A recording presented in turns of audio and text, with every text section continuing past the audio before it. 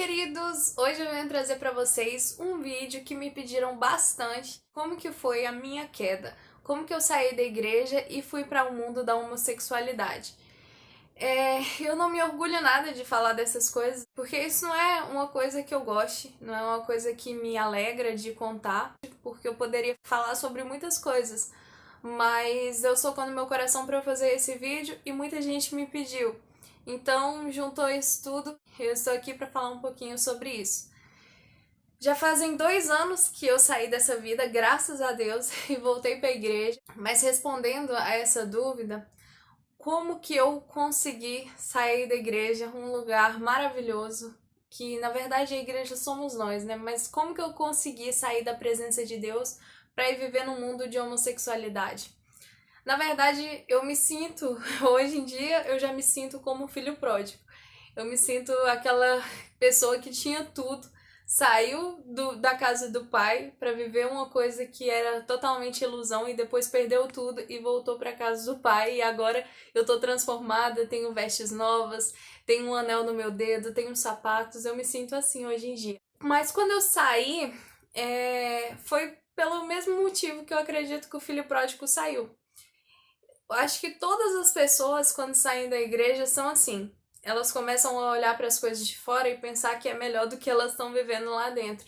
E na verdade não é. Quando eu comecei a olhar para as coisas do mundo e a desejar, eu acho que foi aí que tudo começou. Porque eu pensava que as festas eram bem melhores e, na verdade, eu não saí na igreja para ficar com mulheres. Eu comecei passo a passo, né? Porque quando a gente sai da igreja, às vezes as pessoas já saem já com intenções assim de fazer isso, mas no meu caso não foi. Eu comecei gradativamente. Eu saí da igreja e eu não tinha coragem de aprontar muitas coisas.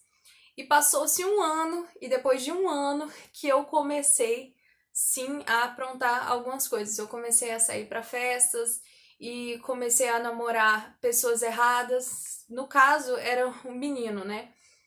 Eu namorei acho que uns 3 meninos e eles eram pessoas que não me levavam para Deus. E pelo contrário, só me afastavam de Deus.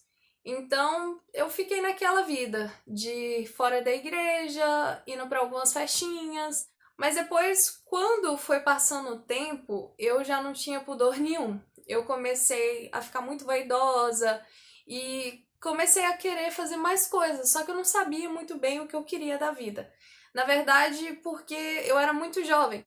E aí, quando eu comecei a olhar o que eu poderia fazer, comecei a entrar na vida dos piercings. Foi aí que, como eu não sabia muito bem o que eu queria, eu comecei a coloquei um piercing no umbigo e escondi da minha mãe. E isso foi uma das coisas mais bobas que eu já fiz na vida. Porque eu pensava que isso ia me fazer parecer com algumas outras meninas que eu via e admirava. Então eu pensava, vou colocar um piercing no umbigo para me ficar parecida com elas. E isso foi uma bobeira, foi muito grande, porque hoje em dia eu ainda tenho esse furo horrível e não tem como fechar, ele não fecha. Tem muita gente que pensa que os furos de piercing fecham com o tempo, mas não fecha. Já faz alguns anos que eu não coloco mais nenhum piercing no umbigo e ainda não fechou. Fica aquela marca lá. Ele fecha, mas aquela marca nunca vai sair. O primeiro passo, assim, de quando eu me desviei, eu comecei a sair para algumas festas, comecei a namorar pessoas erradas, e aí depois eu fiz esse piercing no umbigo.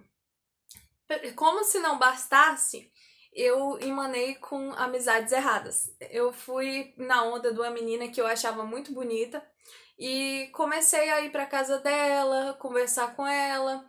E essa menina, ela começou a me enfiar no mundo do crime. E nisso eu namorei com um menino que era bandido na época, e o namorado dela também era. Então, eu querendo ser igual a ela, eu fazia cada coisa errada. Tipo assim, de fugir de casa durante a noite pra ir dormir lá na casa dela, fugir de casa depois de um tempo. E ela me ajudou a fugir de casa porque eu queria morar sozinha, porque eu queria ser independente. E fugi de casa e fui morar com esse menino que era bandido. E a minha mãe me achou, porque eu fiquei preocupada durante a noite, como eu saí durante a noite, minha mãe trabalhava de segurança no hospital em Goiânia. minha mãe deixava meu irmão comigo. E eu, preocupada com meu irmão, que tinha ficado em casa, eu peguei e liguei pra minha avó do celular desse menino. E esse menino era bandido. Então minha mãe levou na polícia, falou que eu tinha fugido e deu o número dele. E aí, quando a minha mãe puxou a ficha, tinha lá o número desse menino. Então, foi aí que minha mãe me achou. Ameaçou ele, falou que se ele não me levasse embora pra casa, minha mãe ia pegar e ir atrás dele. Enfim, eu voltei pra casa. Mas isso não foi o meu atestado de, ai, a pessoa mudou. Não, até porque nenhuma pessoa muda do nada. Tem que Deus entrar na vida de uma pessoa pra pessoa mudar. Minha mentalidade ainda continuava sendo a mesma. Eu só queria diversão, eu só queria aventura. Era isso que eu queria pra minha vida. Quando foi passando o tempo, eu conheci uma menina na escola. E essa menina, ela se vestia de homem. Então, eu comecei a olhar pra essa menina e querer ficar com ela. E aí, que aconteceu? Que eu fui, chamei ela pra minha casa, a gente beijou e nunca mais eu fiquei com homem. Até fiquei 3 anos só ficando com mulheres. E depois, quando eu voltei pra Portugal, que Deus fez um milagre em mim e eu comecei a namorar com meu marido. Mas foi assim que eu entrei nessa vida. Na verdade, eu nem pensava em sair dessa vida, não foi uma coisa assim que era pra ser passageira, porque infelizmente esse mundo, quando uma pessoa entra nessa vida, são muito raras as pessoas que saem. É como um vício, é como uma prisão, é uma coisa muito difícil de sair. Só Deus mesmo para libertar uma pessoa dessa vida. Só que uma coisa eu não entendo, gente. E eu vou falar isso pra vocês porque é verdade. Eu não entendo por que uma pessoa sai da presença de Deus pra ir pro mundo, porque é uma ilusão tão grande. Nesse tempo, eu aprendi isso, que quando você vai pro mundo, você não encontra nada de bom. Você pensa que você tá vivendo feliz, mas aí depois, de repente, você não sente mais aquela mesma coisa. Com Deus, eu sempre fui livre, eu sempre fui feliz e eu sempre amei estar na presença de Deus. E quando eu saí da presença de Deus, foi mais por isso, porque eu olhei para o mundo e desejei as coisas que estavam lá. Eu pensei que as pessoas que estavam no mundo estavam sendo mais felizes do que a gente que está na igreja. E foi um engano muito grande. Eu sempre gostei de orar, eu sempre gostei de louvar. Fazia muitas campanhas de oração junto com o círculo de oração. Eu, com 10 anos, eu já participava do círculo de oração. E eu gostava muito, era uma coisa que eu sentia a presença de Deus, não era brincadeira. Apesar de eu ser nova, nunca foi brincadeira. E você que tá dentro da igreja, que tá pensando em sair da igreja, não deve fazer isso.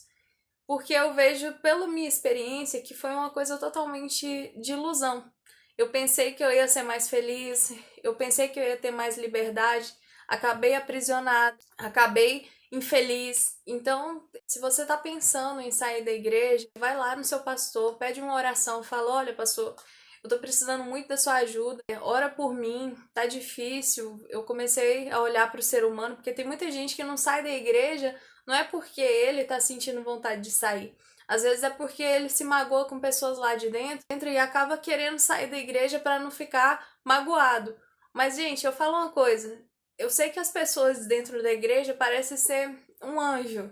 Porque é verdade, as pessoas são muito boas, Deus muda as pessoas gradativamente, mas acaba que as pessoas ficam muito boas, muita gente boa, muito educada, e aí quando a pessoa dá um erro, a gente fica tipo, nossa, aquela pessoa errou, mas não, a gente ainda é ser humano, mesmo a gente tendo nossas qualidades que Deus coloca na gente, os dons e tudo que a gente adquire durante o tempo, eu falo pra vocês, a gente ainda erra, a gente ainda é ser humano, então por isso que você não pode ficar olhando para as pessoas, porque mesmo a pessoa sendo aquela bênção, você ainda tem que ver que ela ainda é uma pessoa, ela ainda, um dia ela vai errar, vai fofocar, tem gente que ainda fofoca, tem gente que ainda mente, tem gente que ainda fala mal do irmão, mas, gente, isso é coisas que às vezes a pessoa erra, um momento de erro, ou senão é uma coisa que ela sempre tropeça e que ela tá lutando contra aquilo.